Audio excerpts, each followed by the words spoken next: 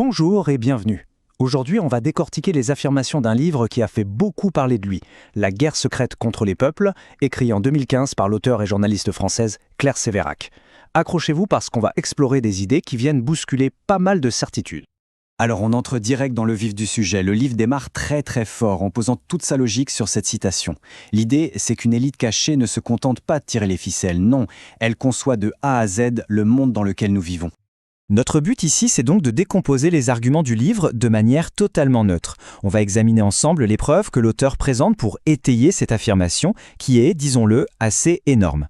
On va structurer ça comme une série de champs de bataille pour bien comprendre la logique derrière cette prétendue guerre secrète. Alors, voilà le programme. On va suivre ce plan pour voir comment le livre construit son raisonnement en commençant par le fameux plan secret des élites. C'est là que ça devient vraiment croustillant. Première étape donc. L'auteur commence par poser les bases, qui est derrière tout ça et quel est leur but. Pour elle, la première preuve, c'est l'écart absolument dingue entre les plus riches et les autres. La preuve, selon elle, que le système est truqué depuis le départ. Et ce chiffre, il est juste hallucinant. 1% de la population qui possède autant que les 99% qui restent. Pour le livre, attention, ce n'est pas juste une statistique économique. Non, c'est la pièce maîtresse de l'argumentation. L'idée, c'est qu'un tel déséquilibre, ça ne peut pas être un accident. Ça doit être voulu, planifié. Et puis on nous parle des Georgia Guidestones. C'est un monument en granit, assez mystérieux, apparu en 1980. Selon l'auteur, ce serait ni plus ni moins que la matérialisation de ce plan. Ce qui est troublant, c'est qu'on ne sait pas qui l'a commandé, et surtout, il y a ces 10 commandements gravés dessus, comme un mode d'emploi pour un monde d'après. Et quand on lit ces commandements, c'est assez direct. Maintenir l'humanité sous la barre des 500 millions, guider la reproduction. D'après le livre, il faut être très clair là-dessus. Ce ne sont pas juste des suggestions philosophiques.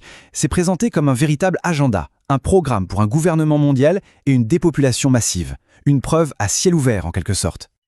Ok, on passe au deuxième point, la guerre contre la planète. Si on s'imagine que les guerres se déroulent uniquement entre les pays, eh bien, selon le livre, on se trompe lourdement. La première attaque viserait notre environnement lui-même. Le livre nous parle ici de géo-ingénierie. Ça commençait de manière assez simple, on apprenait à faire pleuvoir. Mais selon l'auteur, cette science a complètement changé d'échelle.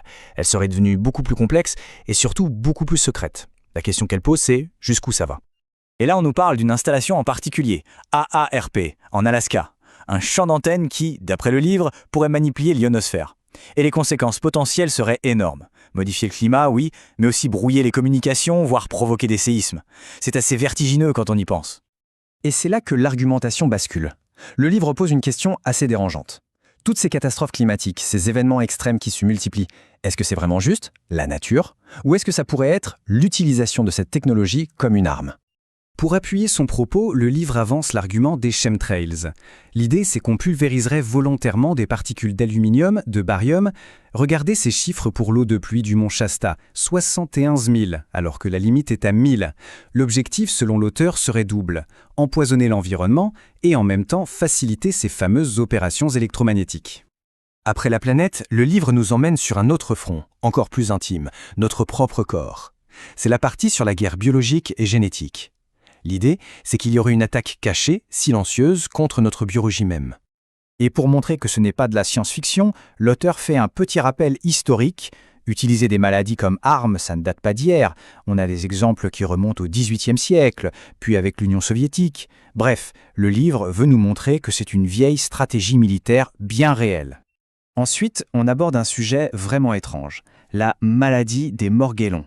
Des gens qui disent trouver des fibres synthétiques sous leur peau, contenant une sorte d'ADN artificiel. L'insinuation du livre est pour le moins troublante. Est-ce que notre biologie serait en train d'être modifiée à notre insu pour créer autre chose? Après le corps, l'esprit. Le livre décrit un autre champ de bataille, totalement invisible celui-là, la guerre psychologique, la guerre pour le contrôle de nos pensées et de nos comportements. Là, le livre s'appuie beaucoup sur les révélations de Snowden. Il parle de programmes de surveillance de masse comme Echelon. Et l'idée, ce n'est pas juste de stocker des données, non.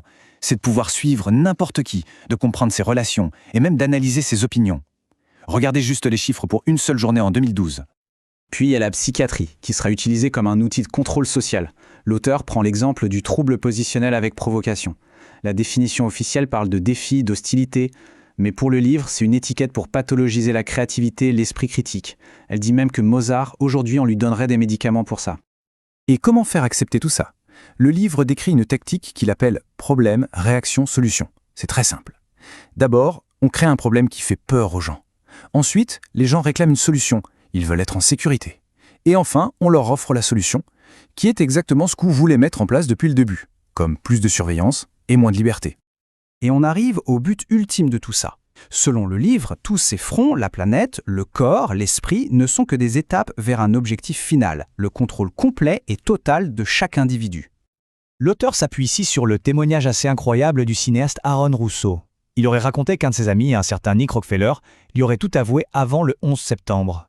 Le but final, contrôler tout le monde grâce à une puce RFID. Et la technologie pour y arriver existerait déjà, la société Verichip et sa puce sous-cutanée. D'après la source, le plan est simple, supprimer l'argent liquide. Tout passerait par la puce. Et si quelqu'un sort du rang, eh bien il suffirait de couper son accès à son propre argent, le contrôle absolu. Et voilà comment la boucle est bouclée, selon le livre. On voit bien que les différentes parties, les crises, le contrôle de l'environnement, la manipulation mentale et la technologie, tout ça s'emboîte parfaitement. Ce ne seraient pas des éléments séparés, mais les 4 piliers d'un même plan, qui mènent à un seul et unique but. Voilà qui conclut notre décryptage des thèses principales de La guerre secrète contre les peuples. Comme on l'a vu, le livre dessine une toile d'araignée assez complexe, affirmant qu'un plan est en marche juste sous notre nez. Plus qu'un livre d'information, c'est présenté comme un véritable appel à l'éveil. Et ça nous laisse avec cette question finale, face à de tels avertissements, quel est le véritable prix du silence ?